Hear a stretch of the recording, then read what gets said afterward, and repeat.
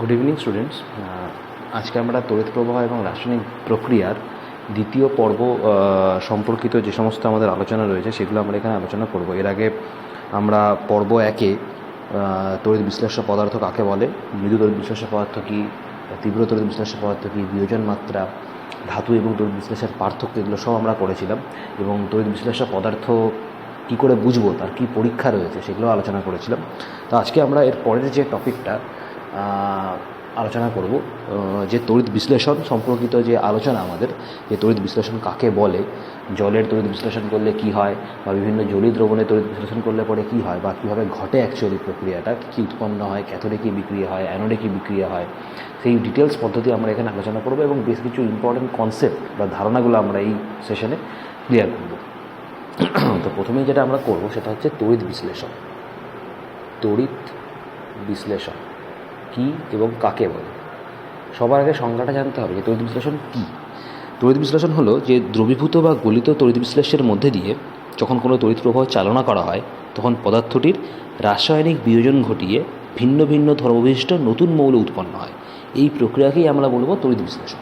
আবার বলছি, দ্রবীভূত বা গলিত তড়িৎ বিশ্লেষণের মধ্যে দিয়ে তড়িৎ প্রবাহ চালনা করে পদার্থটির রাসায়নিক বিয়োজন ঘটিয়ে ভিন্ন ধর্মবিশিষ্ট নতুন মৌল উৎপন্ন করার প্রক্রিয়াকেই বলা হয় তড়িৎ বিশ্লেষণ। তাহলে সংজ্ঞাটা হলো এরকম যে দ্রবীভূত বা গলিত তড়িৎ বিশ্লেষ্যের মধ্যে দিয়ে, এখন তড়িৎ বিশ্লেষ্য কী এটা দেখবে আমরা পর্ব 1-এ এর আগের পর্বে আলোচনা করেছিলাম যে তড়িৎ বিশ্লেষ্য পদার্থ কাকে বলে। দ্রবীভূত বা গলিত তড়িৎ বিশ্লেষ্যের মধ্যে দিয়ে তড়িৎ প্রবাহ চালনা করে, দ্রবীভূত বা গলিত তড়িৎ বিশ্লেষণের মধ্যে দিয়ে তড়িৎ প্রবাহ চালনা করে পদার্থটির রাসায়নিক বিয়োজন ঘটিয়ে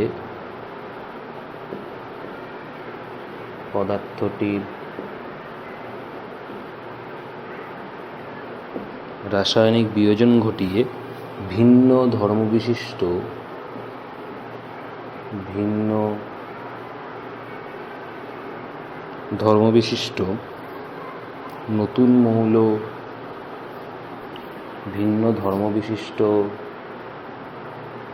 নতুন মৌল উৎপন্ন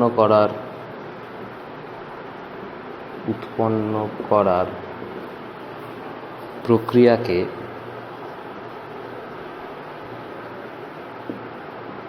তড়িৎ বিশ্লেষণ বলে। এই হলো সংজ্ঞা।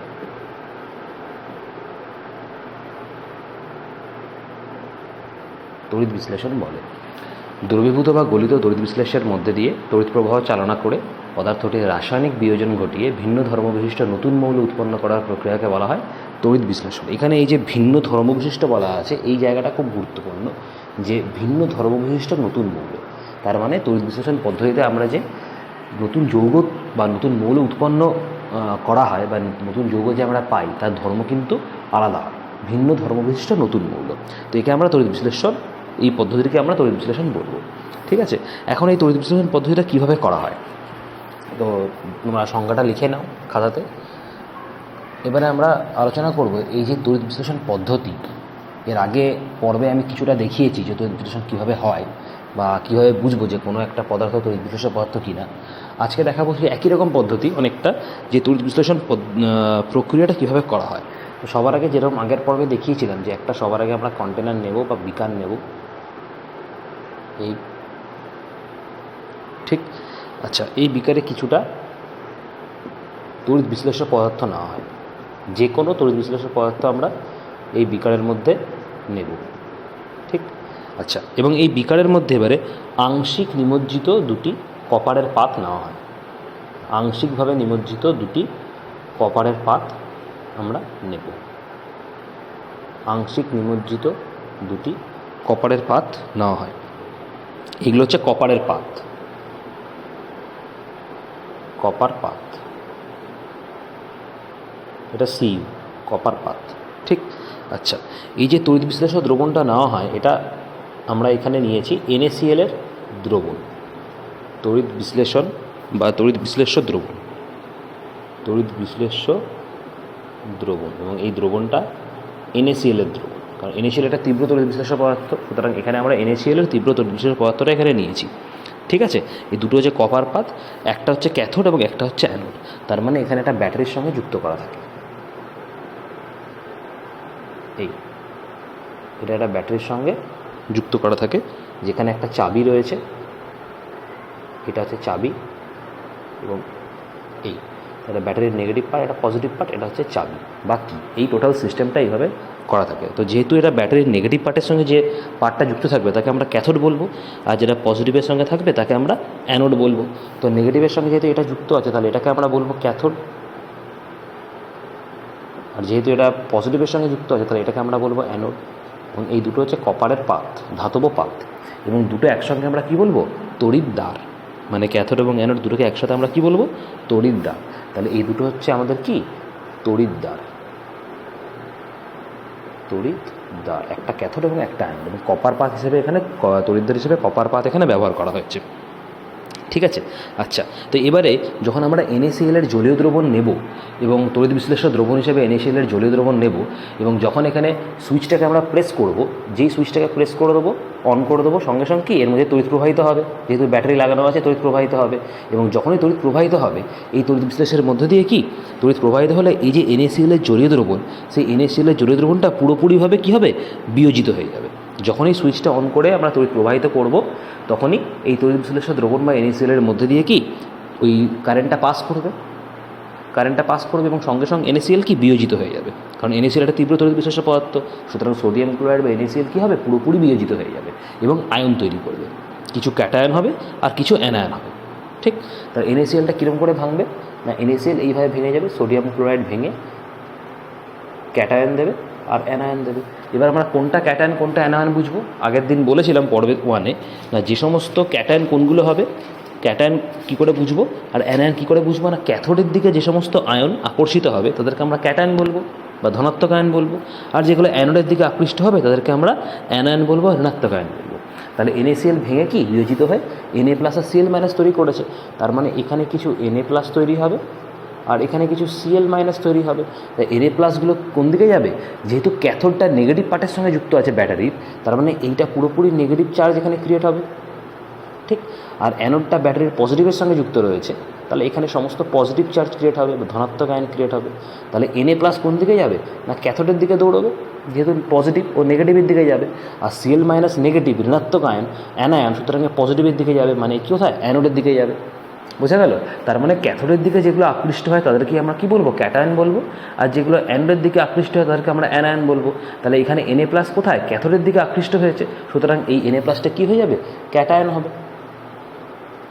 আর Cl মাইনাস অ্যানায়ন, কারণ সেহেতু Cl মাইনাস কি অ্যানোডের দিকে আকৃষ্ট হচ্ছে, সুতরাং Cl মাইনাস কী হবে, অ্যানায়ন। বোঝা গেল? তাহলে NaCl ভেঙে গিয়ে ক্যাটায়ন আর অ্যানায়ন তৈরি করবে। যখনই আমরা তড়িৎ প্রবাহিত করব, মানে সুইচটা অন যেই করে দেবো, সঙ্গে সঙ্গে কি তড়িৎ প্রবাহিত হবে, এবং তড়িৎ প্রবাহিত হলে NaCl সম্পূর্ণরূপে বিয়োজিত হয়ে কিছু ক্যাটায়ন এবং কিছু অ্যানায়ন তৈরি করবে, এবং ক্যাটায়নগুলো ক্যাথোডের দিকে দৌড়বে এবং অ্যানায়নগুলো অ্যানোডের দিকে দৌড়বে। তার মানে কি, ক্যাথোডে একটা আলাদা বিক্রিয়া আমরা পাবো আর অ্যানোডে একটা আলাদা বিক্রিয়া পাবো। ঠিক আছে, তাহলে ক্যাথোড বিক্রিয়াটা কীরকম হবে, ক্যাথোড ভালো করে বুঝে নাও এই সিস্টেমটা, কারণ এটা সবথেকে সিম্পল একটা, খুব সরল একটা পরীক্ষা। এরপরে যখন আমরা জলের তড়িৎ বিশ্লেষণ পড়বো, কপার সালফেটের তড়িৎ বিশ্লেষণ পড়বো, তখন কিন্তু ওগুলো এর থেকে একটুখানি টিপিক্যাল হবে। তো এটা যদি বুঝে নিতে পারো তাহলে ওগুলো কিন্তু খুব সহজ হয়ে যাবে। তাহলে ক্যাথোড বিক্রিয়াটা কি না, ক্যাথোডে কী আছে, সোডিয়াম আছে, সোডিয়াম আয়ন তৈরি হয়েছে। তা ক্যাথোডের বিক্রিয়াটা কীরকম হবে না, সোডিয়াম প্লাস কী করবে, যেহেতু সোডিয়াম কি এখানে ক্যাটায়ন, তো ও কী করবে, একটা ইলেকট্রন নেবে, একটা ইলেকট্রন নিয়ে সোডিয়ামে কনভার্ট হয়ে যাবে, মানে একটা ইলেকট্রন কী করবে, গ্রহণ করে সোডিয়ামে কনভার্ট হয়ে যাবে। এবং এই সোডিয়ামটা আমরা কোথায় পাবো, এই যে মেটালটা, এই সোডিয়াম ধাতুটা আমরা ক্যাথোডে পাবো। ঠিক, সেই একই রকমভাবে অ্যানোডে একটা বিক্রিয়া ঘটবে, যেটাকে আমরা কী বলবো, অ্যানোড বিক্রিয়া। অ্যানোড বিক্রিয়াকে থাকবে Cl মাইনাস, অ্যানায়ন থাকবে। তো অন্যদিকে Cl মাইনাস কী করবে, Cl মাইনাস একটা ইলেকট্রন ছেড়ে দেবে, বর্জন করে Cl-এ কনভার্ট হয়ে যাবে, ক্লোরিনে কনভার্ট হয়ে যাবে।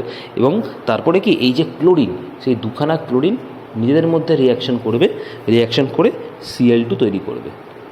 এই Cl2টা কি, Cl2 হচ্ছে এখানে একটা গ্যাস। সুতরাং এই Cl2 আমরা পাবো কোথায়, আমরা পাবো অ্যানোডে। এই Cl2 আমরা পাবো অ্যানোডে। তার মানে দেখো সোডিয়াম ক্লোরাইড NaCl বিয়োজিত হয়ে কি সোডিয়াম ধাতু আমরা ক্যাথোডে পাচ্ছি, আর ক্লোরিন গ্যাস অ্যানোডে পাচ্ছি। প্রথম দিকে কী ছিল, সোডিয়াম এবং ক্লোরিন ছিল, NaCl ছিল, সোডিয়াম একটা ধাতু ছিল, আর ক্লোরিন কী ছিল, অধাতু, তাই তো। তো আমরা যখন তড়িৎ বিশ্লেষণ করলাম, সোডিয়াম ক্লোরাইডের জলীয় দ্রবণে তড়িৎ বিশ্লেষ্য পদার্থের মধ্যে যখন তড়িৎ চালনা করে তড়িৎ বিশ্লেষণ করলাম, তখন কিন্তু আমরা ভিন্ন মৌল পেলাম।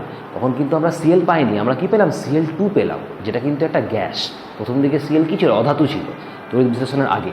যেই তড়িৎ বিশ্লেষণ আমরা করলাম, আমরা কিন্তু সোডিয়াম ধাতু ক্যাথোডে পেলাম, আর Cl2 কোথায় পেলাম, গ্যাস হিসেবে অ্যানোডে পেলাম। তার মানে কি ভিন্ন ধর্মবিশিষ্ট দুটো মৌল উৎপন্ন হলো। তড়িৎ বিশ্লেষণের সংজ্ঞা তো তাই ছিল যে যখন দ্রবীভূত বা গলিত তড়িৎ বিশ্লেষণের মধ্যে দিয়ে তড়িৎ চালনা করা হবে বা তড়িৎ প্রবাহ পাঠানো হবে, তখন কি সেই তড়িৎ বিশ্লেষণ পদার্থ বিয়োজিত হয়ে ভিন্ন ধর্মবিশিষ্ট দুটি নতুন মৌল উৎপন্ন করবে। এবং তাই হয়েছে, সোডিয়াম ধাতু আমরা ক্যাথোডে পেয়েছি এবং Cl2 গ্যাস হিসেবে অ্যানোডে পেয়েছি। Cl তো প্রথমে অধাতু ছিল, তাই এখন আমরা Cl2 কি গ্যাস হিসেবে অ্যানোডে পাচ্ছি। তার মানে Cl তো আলাদা আর Cl2 আলাদা, এটা গ্যাস হিসেবে আমরা পাচ্ছি। তার মানে কি ধর্মটা পরিবর্তিত হয়েছে, ধর্মটা পাল্টে গেছে। তো এই টোটাল প্রক্রিয়াটা কি আমরা কি বলবো, তড়িৎ বিশ্লেষণ। এই টোটাল যে প্রক্রিয়াটা, টোটাল পদ্ধতিটাকে আমরা বলবো তড়িৎ বিশ্লেষণ। ঠিক, ভালো করে এঁকে এই ক্যাথোড বিক্রিয়া অ্যানোড বিক্রিয়া লিখে নাও, কারণ এটা আমাদের ছবি এঁকে কিন্তু দেখাতে হবে। এবং পরীক্ষায় এই ধরনের প্রশ্ন আসে, পরীক্ষায় যে কোনো একটা জলীয় দ্রবণ দিয়ে ক্যাথোডের বিক্রিয়া এবং অ্যানোডের বিক্রিয়া কিন্তু লিখতে দেবে। তখন আমাদের যদি নম্বর বেশি থাকে, তাহলে ছবি এঁকে কিন্তু ক্যাথোড বিক্রিয়া এবং অ্যানোড বিক্রিয়া আলাদা করে দেখাতে হবে।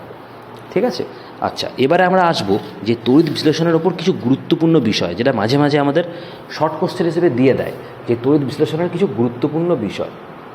তড়িৎ বিশ্লেষণের গুরুত্বপূর্ণ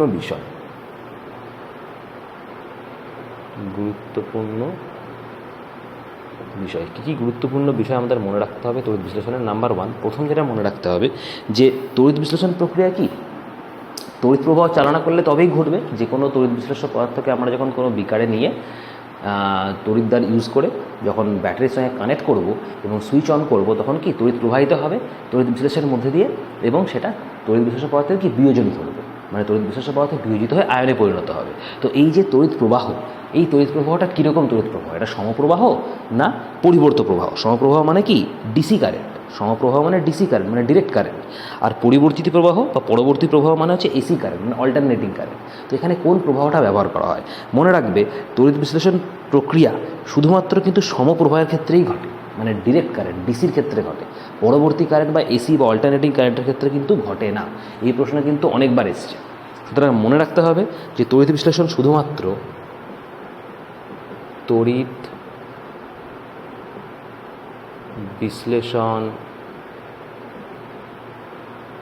শুধুমাত্র সমপ্রবাহের মানে ডিসি ডিরেক্ট কারেন্ট ক্ষেত্রে ঘটে। ঠিক, কিন্তু পরবর্তী প্রবাহের ক্ষেত্রে ঘটে না। পরবর্তী প্রবাহ তার মানে এসি অল্টারনেটিং কারেন্ট ক্ষেত্রে ঘটে না, এটা মনে রাখতে হবে। এটা একটা গুরুত্বপূর্ণ বিষয় তড়িৎ বিশ্লেষণ সম্পর্কিত। 2 নম্বর পয়েন্টটা হচ্ছে, 2 নম্বর গুরুত্বপূর্ণ বিষয় হচ্ছে যে তড়িৎ বিশ্লেষণের সময় তড়িৎ শক্তির রাসায়নিক পরিবর্তন ঘটে। এটা মনে রাখতে হবে যে তড়িৎ বিশ্লেষণের সময় প্রশ্ন আসে যে তড়িৎ শক্তি কোন শক্তিতে পরিবর্তিত হয়, উত্তর হবে রাসায়নিক শক্তিতে। তার মানে তড়িৎ শক্তির রাসায়নিক পরিবর্তন ঘটে। তো এটা লিখে রাখতে হবে যে তড়িৎ বিশ্লেষণের সময় তড়িৎ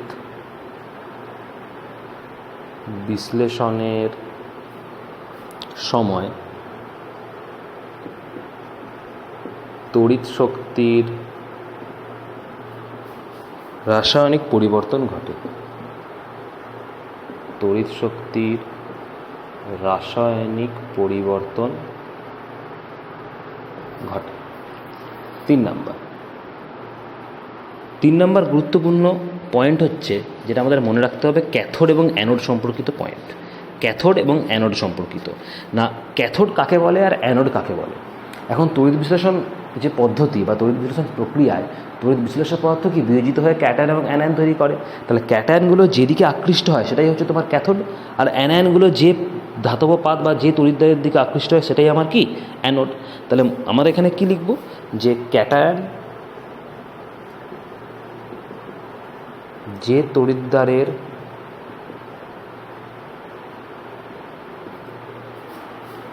দিকে আকৃষ্ট হয় তা হলো ক্যাথোড, এবং অ্যানায়ন যে তড়িৎদ্বারের দিকে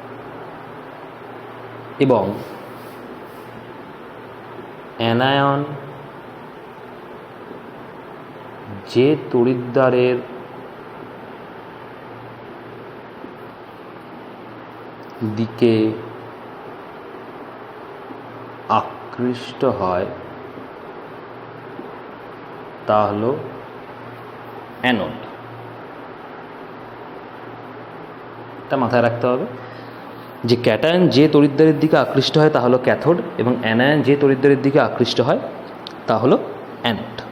এবার ক্যাটায়ন এবং অ্যানায়নকে আমরা ধনাত্মক আয়ন বা ঋণাত্মক আয়নও বলতে পারি। একই কথা, যেটা ক্যাটায়ন সেটাই ধনাত্মক আয়ন, যেটা অ্যানায়ন সেটাই ঋণাত্মক আয়ন। 4 নম্বর গুরুত্বপূর্ণ পদ্ধতিটা কি বা গুরুত্বপূর্ণ বিষয়টা কি না, ক্যাথোডে মনে রাখবে অ্যানায়ন কি, ক্যাথোডে আমাদের ক্যাটায়ন আকৃষ্ট হয়, তার মানে ক্যাথোডে ক্যাটায়ন ইলেকট্রন গ্রহণ করায় ক্যাথোডে কিন্তু বিজারণ ঘটে, মনে রাখতে হবে। ক্যাথোডে কি হয়, ক্যাথোডে ইলেকট্রন গ্রহণ করছে ক্যাটায়ন, সুতরাং ক্যাথোডে বিজারণ ঘটবে। আর অ্যানোডে কী হবে, অ্যানায়ন ইলেকট্রন বর্জন করছে, সুতরাং অ্যানোডে জারণ ঘটবে। এটা মাথায় রাখতে হবে যে ক্যাথোডে বিজারণ ঘটে ইলেকট্রন গ্রহণের মাধ্যমে, এবং অ্যানোডে জারণ ঘটে ইলেকট্রন বর্জনের মাধ্যমে। তাহলে ক্যাথোডে আমরা কি লিখব,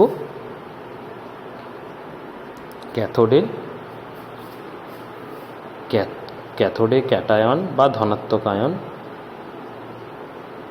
ইলেকট্রন গ্রহণ করায় ক্যাথোডে ক্যাটায়ন ইলেকট্রন গ্রহণ করায় ক্যাথোডে বিজারণ ঘটে। ক্যাথোডে ক্যাটায়ন ইলেকট্রন গ্রহণ করায় ক্যাথোডে বিজারণ ঘটে, এবং অ্যানোডে অ্যানায়ন ইলেকট্রন বর্জন করায় অ্যানোডে জারণ ঘটে।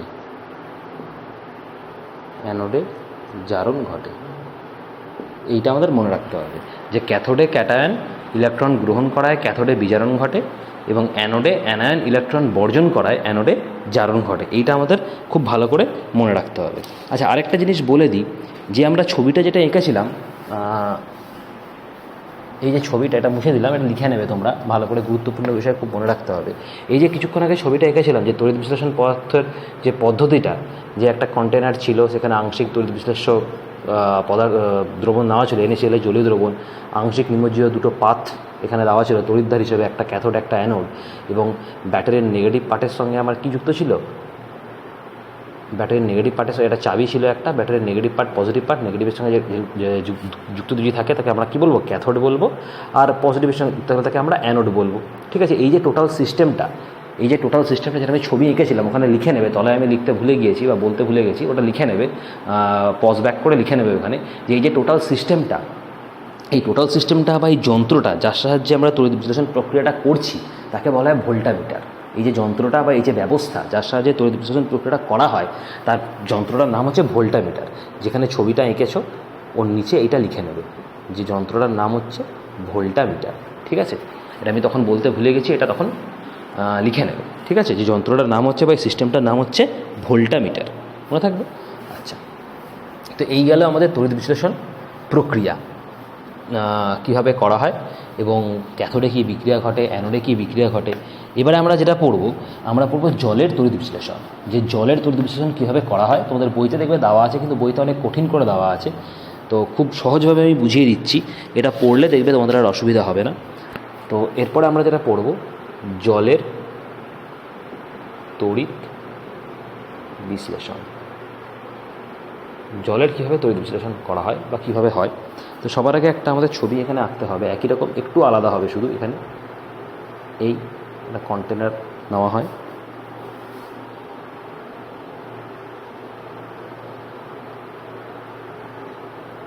কন্টেনারের মধ্যে জল থাকবে,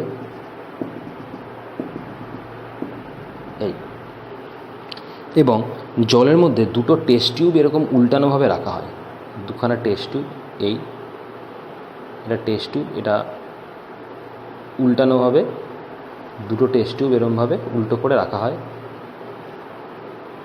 এই, ঠিক আছে।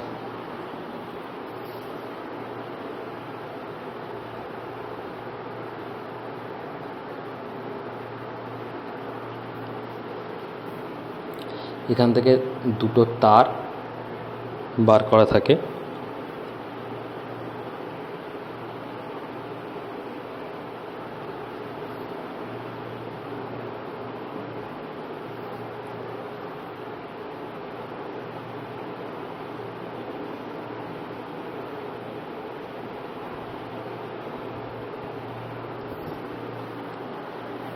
এই হলো ব্যবস্থা। আচ্ছা, তো এইখানে দেখো একটা জারের মধ্যে দুটো উল্টানো টেস্ট টিউব রয়েছে, এবং এই যে একটা তোমরা দেখতে পাচ্ছ এই যে তার, এই দুটো হচ্ছে প্লাটিনাম তার, এই দুটো প্লাটিনাম তার নেওয়া থাকে, ঠিক আছে, যার একটা প্রান্ত হচ্ছে নেগেটিভ আর একটা প্রান্ত হচ্ছে পজিটিভ, এবং নেগেটিভ প্রান্তের সঙ্গে ব্যাটারির নেগেটিভ প্রান্ত এবং পজিটিভ প্রান্তের সঙ্গে ব্যাটারির পজিটিভ প্রান্ত যোগ করা আছে, ঠিক আছে। এবং এই যে তার দুটো, সেই তার দুটো হচ্ছে আমাদের প্লাটিনাম তার, এই প্লাটিনাম তার নেওয়া হয়। এই যে এই দুটো তার হচ্ছে প্লাটিনাম তার, লিখে নেবে তোমরা, এই দুটো তারকে আমরা কী বলি? প্লাটিনাম তার বলি। তাহলে এই দুটো তার হচ্ছে আমাদের অ্যাকচুয়ালি প্লাটিনাম তার, ঠিক আছে। আচ্ছা, এই যে এখানে জলটা নেওয়া হয়, এই জলটা হচ্ছে অ্যাসিড মিশ্রিত জল, শুধু জল নেওয়া হয় না, জলের মধ্যে কিছুটা পরিমাণে অ্যাসিড মেশানো থাকে। কেন মেশানো থাকে আমি পরে বলছি। অ্যাসিড মিশ্রিত জল, সাধারণত যেটা অ্যাসিড মেশানো হয়, অ্যাসিডটা হচ্ছে লঘু H2SO4, এই লঘু H2SO4 মেশানো জল নেওয়া হয়, এবং দুটো উল্টানো টেস্ট টিউব নেওয়া আছে, এবং এই দুটো টেস্ট টিউব এটা উল্টো করে ধরা হয়, এবং ফাইনালি এই দুটো জিনিস দেখছো, এটা হচ্ছে কর্ক, এই কর্ক দুটো লাগানো থাকে যাতে জলটা কোনোভাবে বাইরে বেরিয়ে না আসে, ঠিক আছে। কর্ক লাগানো থাকে যাতে জলটা কোনোভাবে বাইরে বেরিয়ে না আসে। আচ্ছা, তো এই হলো পুরো সিস্টেমটা। এবং এখানে একটা প্রশ্ন আসে যে কেন এখানে বিশুদ্ধ জল ব্যবহার করা হয় না। মনে রাখবে, বিশুদ্ধ জল সবসময় তড়িতের কুপরিবাহী, বিশুদ্ধ জল সবসময় তড়িতের কুপরিবাহী, তাই আমরা কখনোই জলের তড়িৎ বিশ্লেষণে বিশুদ্ধ জল ব্যবহার করব না, তার সঙ্গে কি কয়েক ফোঁটা অ্যাসিড মিশিয়ে নেব, সাধারণত লঘু H2SO4 নেওয়া হয়। এবং অ্যাসিড মেশানোর কারণটা কি না, অ্যাসিড মেশানোর কারণটা হচ্ছে যে জলে যদি আমি অ্যাসিড মিশিয়ে দিই, লঘু H2SO4 মিশিয়ে দেওয়া হয়, তাহলে জলের বিয়োজন ক্ষমতা আরও বেড়ে যায়, তার মানে কি জল বেশি পরিমাণে ক্যাটায়ন অ্যানায়ন তৈরি করতে পারবে, বা জল খুব ভালো তড়িৎ বিশ্লেষ্য রূপে কাজ করবে। সেই জন্য কখনোই বিশুদ্ধ জল নেওয়া হয় না, কারণ বিশুদ্ধ জল তড়িতের কুপরিবাহী, সবসময় জলের তড়িৎ বিশ্লেষণে দু এক ফোঁটা অ্যাসিড আমরা মিশিয়ে নেব, সাধারণত লঘু H2SO4 নেওয়া হয়। ওই জন্য এই কন্টেনারে আমরা কি অ্যাসিড মিশ্রিত জল নেব, যার মধ্যে অলরেডি কি লঘু H2SO4 দেওয়া আছে, ঠিক আছে। এবার যখনই আমরা তড়িৎ প্রবাহ চালনা করব, তখন জল কী হয়ে যাবে? বিয়োজিত হয়ে যাবে। বিয়োজিত হয়ে কী তৈরি করবে? কিছু ক্যাটায়ন তৈরি করবে, কিছু অ্যানায়ন তৈরি করবে। যখনই তড়িৎ প্রবাহ চালনা করা হবে, তখনই জল বিয়োজিত হবে, বিয়োজিত হয়ে কিছু ক্যাটায়ন তৈরি করবে আর কিছু অ্যানায়ন তৈরি করবে। তাহলে জলটা এইভাবে ভেঙে যাবে, জল H2O এটা এরকমভাবে ভেঙে গিয়ে H+ প্লাস OH মাইনাস তৈরি করবে, কিছু ক্যাটায়ন দেবে আর কিছু অ্যানায়ন দেবে। তো H+টা আমাদের ক্যাটায়ন আর এই OH মাইনাসটা আমাদের অ্যানায়ন, কারণ H+ কি, H+ তো ক্যাটায়ন, সুতরাং কি ও ক্যাথোডের দ্বারা আকৃষ্ট হবে। এখন এইটা হচ্ছে নেগেটিভ পার্ট, তো এইটা যেহেতু নেগেটিভ পার্ট, সুতরাং এখানে কি ক্যাথোড হবে, এই টেস্ট টিউবটা ক্যাথোড রূপে ব্যবহার করবে, বা এই যে প্লাটিনাম তারটা, এই প্লাটিনাম তারটা আমাদের ক্যাথোড রূপে ব্যবহার করবে, এবং এটা পজিটিভ প্রান্তের সঙ্গে যুক্ত রয়েছে, তার মানে এই টেস্ট টিউবটার মধ্যে যে প্লাটিনাম তার রয়েছে সেটা কী হবে? অ্যানোড রূপে ব্যবহার করবে। সুতরাং যেহেতু H+ ক্যাটায়ন, সুতরাং ও ক্যাথোড দ্বারা আকৃষ্ট হবে, কারণ ক্যাথোডের মধ্যে তো নেগেটিভ পার্ট রয়েছে। সুতরাং যেহেতু পজিটিভে, ক্যাটায়ন যেহেতু পজিটিভ, সুতরাং নেগেটিভের দ্বারা আকৃষ্ট হবে, মানে ক্যাথোডের দ্বারা আকৃষ্ট হবে। এবং OH মাইনাস তো অ্যানায়ন বা নেগেটিভ আয়ন, ঋণাত্মক আয়ন, সুতরাং কী হবে? ব্যাটারির পজিটিভ প্রান্ত, তার মানে কি অ্যানোডের দ্বারা আকৃষ্ট হবে।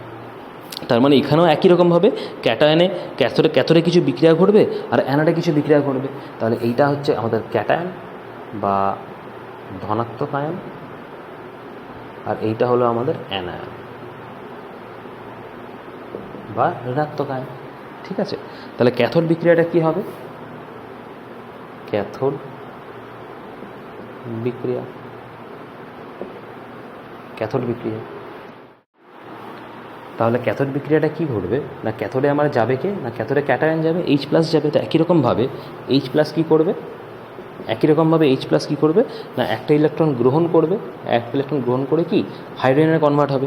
এবং এই হাইড্রোজেনটাকে কী বলা হয়, এই হাইড্রোজেনটা হচ্ছে জায়োম্যান হাইড্রোজেন। এই হাইড্রোজেনটাকে আমরা বলি জায়োমান হাইড্রোজেন, জায়োম্যান হাইড্রোজেন।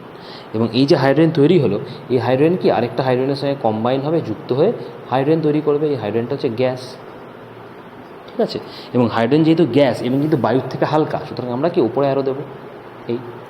ঠিক আছে, তো হাইড্রোজেনটা কোথায় তৈরি হলো, ক্যাথোডে তৈরি হলো। তো হাইড্রোজেন যেহেতু বায়ুর থেকে খুব হালকা, সুতরাং এই হাইড্রোজেন গ্যাসটা আমরা কী হবে, উপরের দিকে উঠে যাবে। এবং উপরের দিকে যেই উঠবে, ভেতরে তো অ্যাসিড মিশ্রিত জল আছে, তার মানে কি গ্যাসটা যেই উঠবে, এই ক্যাথোড থেকে যখনই গ্যাসটা উপরে ওঠা শুরু করবে, আস্তে আস্তে বুদবুদ আকারে উপরে উঠতে থাকবে এবং এই ক্যাথোডে এসে জমা হবে।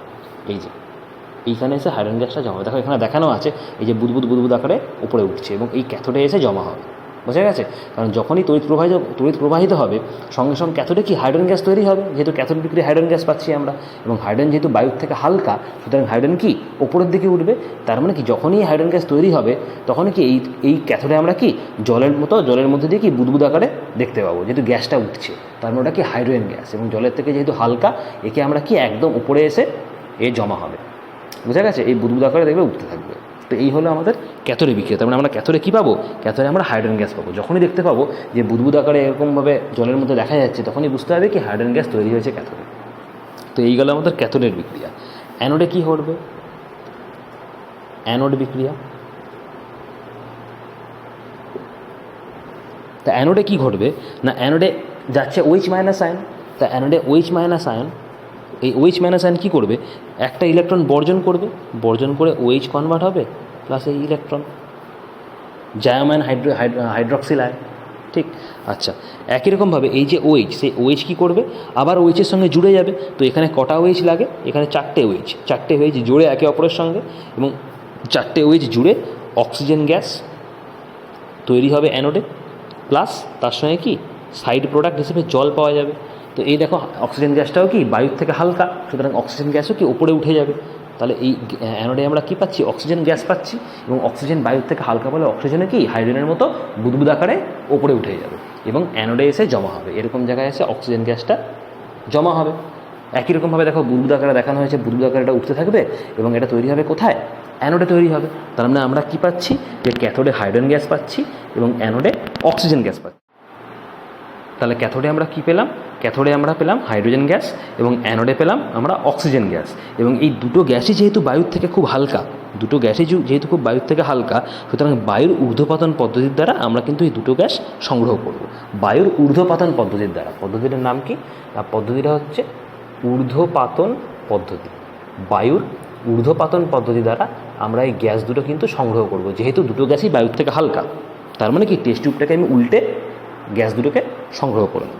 ঠিক আছে, আচ্ছা, আরেকটা খুব গুরুত্বপূর্ণ জিনিস এখানে কোশ্চেনটা দেয় যে ক্যাথোডে গ্যাসের আয়তন কত আর অ্যানোডে গ্যাসের আয়তন কত। তার মানে ক্যাথোডে যে গ্যাস উৎপন্ন হয়েছে আর অ্যানোডে যে গ্যাস উৎপন্ন হয়েছে, হাইড্রোজেন আর অক্সিজেন, এদের আয়তনের অনুপাত কত।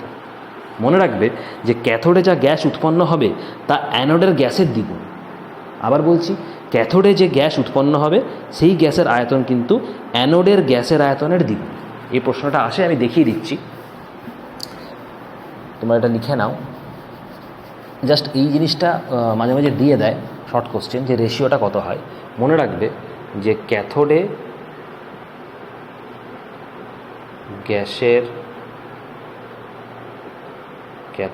গ্যাসের আয়তন সমান সমান 2 গুণিত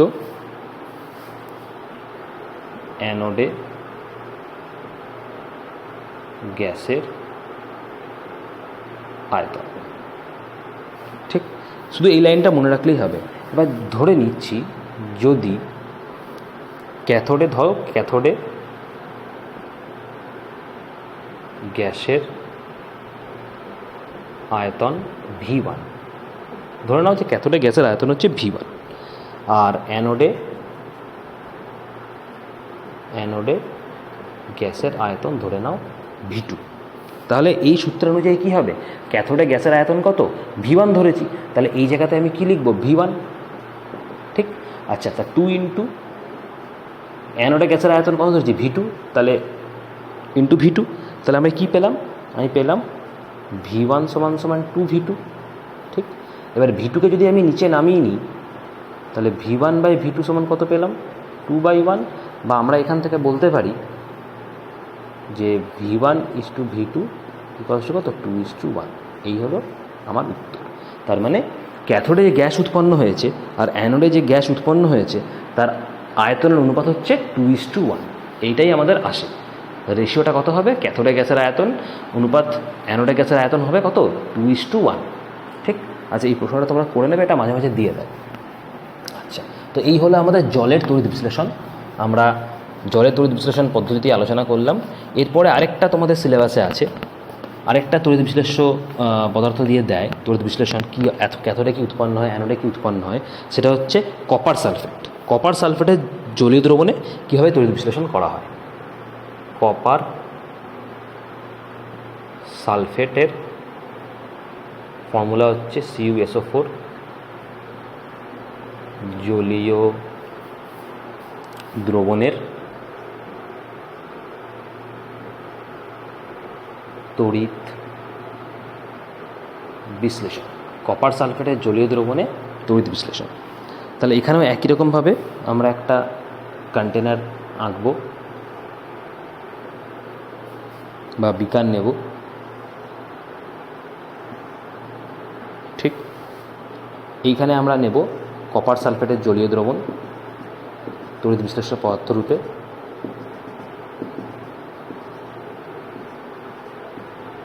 ঠিক। একই রকমভাবে দুটো কপারের পাত আংশিকভাবে নিমজ্জিত অবস্থায় থাকবে, যেটা একটা ক্যাথোড এবং আরেকটা অ্যানোড রূপে ব্যবহার হবে, যেটাকে আমরা একসাথে কী বলবো, তড়িৎদ্বার, এবং দুটোই কিন্তু কপারের পাত। ঠিক একই রকমভাবে ব্যাটারির একটা নেগেটিভ প্রান্তের সঙ্গে যুক্ত থাকবে আর একটা পজিটিভ প্রান্তের সঙ্গে যুক্ত থাকবে, নেগেটিভ পার্ট আর পজিটিভ পার্ট। এই একটা নেগেটিভ প্রান্তের সঙ্গে যুক্ত থাকবে, একটা পজিটিভ প্রান্তের সঙ্গে যুক্ত থাকবে, ঠিক আছে। তো যেটা নেগেটিভের সঙ্গে যুক্ত থাকবে সেটাকে আমরা কী বলবো, ক্যাথোড, আর যেটা পজিটিভের সঙ্গে যুক্ত থাকবে তাকে আমরা বলবো অ্যানোড। এই এবং দুটোকে একসাথে আমরা বলবো তড়িৎদ্বার। তো এই হলো টোটাল সিস্টেমটা, ঠিক আছে। তো এখানে এই যে তড়িৎ বিশ্লেষণ আমরা করবো, এটা হচ্ছে কপার সালফেটের জলীয় দ্রবণের তড়িৎ বিশ্লেষণ। ভালো করে মনে রাখবে, কপার সালফেটের জলীয় দ্রবণ, তার মানে কি, কপার সালফেটের সঙ্গে কিন্তু কিছুটা জলও রয়েছে, সেই জন্য বলা হচ্ছে কপার সালফেটের জলীয় দ্রবণ। তো এখানে তড়িৎদ্বার হিসেবে কী ব্যবহার করা হয় না, দুটো কপারের দণ্ড ব্যবহার করা হয়, দুখানা কপারের দণ্ড তড়িৎদ্বার হিসেবে এখানে ব্যবহার করা হয়, যার একটা ক্যাথোড এবং একটা অ্যানোড। তো যখনই আমরা এটাকে একটা ব্যাটারির সঙ্গে জুড়ে দেবো এবং তড়িৎ প্রবাহিত করা হবে, মানে তড়িৎ প্রবাহ করা হবে, ধরো এখান থেকে তড়িৎ প্রবাহিত হচ্ছে, I অ্যামাউন্ট অফ কারেন্ট প্রবাহিত হচ্ছে, তখনই কি এই কপার সালফেটের জলীয় দ্রবণ বিয়োজিত হয়ে যাবে এবং ক্যাটায়ন এবং অ্যানায়ন তৈরি করবে, মানে কপার সালফেটটা বিয়োজিত হবে। এবং কীভাবে বিয়োজিত হবে না, এই যদি কপার সালফেট হয়, কপার সালফেট এটা ভেঙে যাবে, ভেঙে তৈরি করবে কপার 2+ প্লাস SO4 2-, একটা ক্যাটায়ন এবং একটা অ্যানায়ন। এবং যেহেতু শুধু এখানে কপার সালফেট নেই, কপার সালফেটের জলীয় দ্রবণ দেওয়া আছে, সুতরাং এখানে জলও কিছুটা পরিমাণে আছে, সুতরাং জলটাও এখানে ভাঙবে, জলটাও এখানে ভেঙে কি H+ দেবে আর OH- দেবে। যেহেতু কপার সালফেটের জলীয় দ্রবণ এটা, সুতরাং এখানে আমরা কি দেখতে পাচ্ছি, ক্যাটায়ন তোমার দুটো পাবে, একটা হচ্ছে কপার 2+ আর H+, আর অ্যানায়নও দুটো পাওয়া যাবে, একটা সালফেট আয়ন SO4 2-, আর একটা হচ্ছে OH- আয়ন বা হাইড্রক্সিল আয়ন, ঠিক। তাহলে এই আয়নগুলো সব কি এখানে তৈরি হবে, এইখানে তৈরি হবে তড়িৎ প্রবাহিত করলে পরে। তার মানে কিছু কপার 2+ তৈরি হবে, কিছু OH- তৈরি হবে, কিছু SO4 2- তৈরি হবে, আবার কিছু H+ তৈরি হবে। এই সব আয়নগুলো এখানে তৈরি হবে। এবং যেহেতু ক্যাথোড কি, ক্যাথোড তো নেগেটিভ পার্টের সঙ্গে যুক্ত রয়েছে ব্যাটারি, তাহলে এখানে সমস্ত নেগেটিভ চার্জ থাকবে এই কপার দণ্ডের মধ্যে, এবং এই কপার দণ্ড ব্যাটারির পজিটিভ প্রান্তের সঙ্গে যুক্ত রয়েছে, তার মানে যেহেতু অ্যানোড, সুতরাং সমস্ত পজিটিভ এখানে চার্জ ক্রিয়েট হবে। এবার নিয়ম অনুযায়ী কি, যেহেতু কপার 2+ ক্যাটায়ন বা ধনাত্মক আয়ন, সুতরাং এরা অ্যানোড দ্বারা আকৃষ্ট হবে, এগুলো সব অ্যানোডের দিকে যেতে চাইবে। একই রকমভাবে H প্লাস, এও তো ক্যাটায়ন, তাহলে এও কী করবে, ক্যাথোডের দিকে যেতে চাইবে। এবং OH minus SO4 2 minus ion যেহেতু নেগেটিভ, ঋণাত্মক আয়ন, এ কী করবে, অ্যানোডের দিকে যেতে চাইবে বা অ্যানোডের দিকে দৌড়বে। তার মানে এখানে কি তড়িৎ বিশ্লেষণ আমরা যখন করবো কপার সালফেটের জলীয় দ্রবণের তড়িৎ প্রবাহ চালনা করে, গোটা দ্রবণটার মধ্যে আয়ন ক্রিয়েট হবে এবং নিজস্ব যে আয়নগুলো, সেই আয়নগুলো কী করবে, নিজের নিজের দণ্ডের দিকে, ক্যাথোডের বা অ্যানোডের দিকে চালনা করবে বা সেই দিকে দৌড়তে থাকবে। তার মানে কি একটা আয়ন প্রবাহ সৃষ্টি হবে। এই তড়িৎ বিশ্লেষণের মধ্যে, তড়িৎ বিশ্লেষণ পদার্থের মধ্যে কি একটা আয়ন প্রবাহ সৃষ্টি হবে, যার জন্য তড়িৎটা প্রবাহিত হবে। তার মানে এখানেও আমরা একই রকমভাবে ক্যাথোডের বিক্রিয়া পাবো আর অ্যানোডের বিক্রিয়া পাবো। তো ক্যাথোড বিক্রিয়াটা কীরকম হবে, ক্যাথোড বিক্রিয়া, ক্যাথোড বিক্রিয়া, তাহলে ক্যাথোডে কী রয়েছে, H প্লাস রয়েছে আর কপার 2 প্লাস রয়েছে। এবার প্রশ্ন হচ্ছে ইলেকট্রন গ্রহণ কে করবে, কারণ ক্যাথোড প্রক্রিয়া আমরা কী জানি, ইলেকট্রন গ্রহণ করা হয় এবং অ্যানোডে কি ইলেকট্রন বর্জন করে, তাই তো? তাহলে ক্যাথোডে ইলেকট্রন গ্রহণ কে করবে, কপার 2 প্লাস করবে না H প্লাস করবে? মনে রাখবে H প্লাসের তুলনায় কপার 2 প্লাসের ইলেকট্রন গ্রহণ করার ক্ষমতা কিন্তু খুব বেশি। H প্লাসের থেকে কপার 2 প্লাসের ইলেকট্রন গ্রহণ ক্ষমতা কিন্তু বেশি, যেহেতু কপার একটা ধাতু, হাইড্রোজেন কিন্তু ধাতু নয়, হাইড্রোজেন কিন্তু অধাতু। কপার যেহেতু ধাতু, সুতরাং কপারের কিন্তু ইলেকট্রন গ্রহণ করার প্রবণতা বা ইলেকট্রন গ্রহণ করার ক্ষমতা H প্লাসের থেকে কিন্তু বেশি, মানে হাইড্রোজেনের থেকে কিন্তু বেশি। সুতরাং ইলেকট্রনটা গ্রহণ কিন্তু কপার করবে, হাইড্রোজেন নয়, মনে থাকবে। তাই এখানে কি হবে, কপার 2 প্লাস ইলেকট্রন গ্রহণ করবে ক্যাথোডে, কটা নেবে, দুটো ইলেকট্রন নেবে, নিয়ে কপারে কনভার্ট হয়ে যাবে। তার মানে কি এখানে কপার মেটালটা আমরা পাবো, ধাতু হিসেবে পাবো, বোঝা গেছে? এখানে কপার কিন্তু কি হবে, বিজারিত হবে, কারণ আমরা একটু আগে বলেছিলাম তড়িৎ বিশ্লেষণের গুরুত্বপূর্ণ বিষয় হিসেবে যে ক্যাথোডে কিন্তু সবসময় বিজারণ হয়। তার মানে এখানে কী বিজারিত হবে, কপার এখানে বিজারিত হবে, এখানে কপার বিজারিত হবে। কেন? কারণ ক্যাথোডে আমরা কি জানি, ক্যাথোডে সবসময় কি বিজারণ ঘটে, তো ক্যাথোডে এখানে কপার বিজারিত হবে, ক্যাথোডে বিজারণ হয়, ঠিক? তো এই গেল ক্যাথোড বিক্রিয়া। এবার একই রকমভাবে আমরা কিন্তু অ্যানোডেও বিক্রিয়া পাবো। তা অ্যানোডে দেখো, অ্যানোডে তোমার OH মাইনাস আয়ন রয়েছে আর SO4 2 মাইনাস আয়ন রয়েছে। এবার OH মাইনাসের ইলেকট্রন বর্জন ক্ষমতা, OH মাইনাসের ইলেকট্রন বর্জন ক্ষমতা আর SO4 2 মাইনাসের ইলেকট্রন বর্জন ক্ষমতার থেকে কিন্তু কপারের ইলেকট্রন বর্জন ক্ষমতা বেশি। এটা এখানে খুব গুরুত্বপূর্ণ। এখানে কিন্তু SO4 2 মাইনাস এবং OH মাইনাস আয়ন কেউ কিন্তু ইলেকট্রন বর্জন করবে না, ইলেকট্রন বর্জন কিন্তু সেই কপারই করবে। কপার যেরকম ক্যাথোডে বিক্রিয়া করবে, ইলেকট্রন গ্রহণ করবে, আবার কপার কিন্তু অ্যানোডে গিয়েও কিন্তু সেই ইলেকট্রনটাকে বর্জন করবে। তার মানে কপারে ক্যাথোড যে ইলেকট্রনটা এখানে গ্রহণ করছে, সেই ইলেকট্রন কিন্তু আবার অ্যানোডে গিয়ে ও বর্জন করবে। এখানে কিন্তু OH মাইনাস এবং SO4 2 মাইনাস কিন্তু ইলেকট্রন বর্জন করতে পারবে না, তার কারণ কপারের ইলেকট্রন বর্জন ক্ষমতা তাদের থেকে বেশি।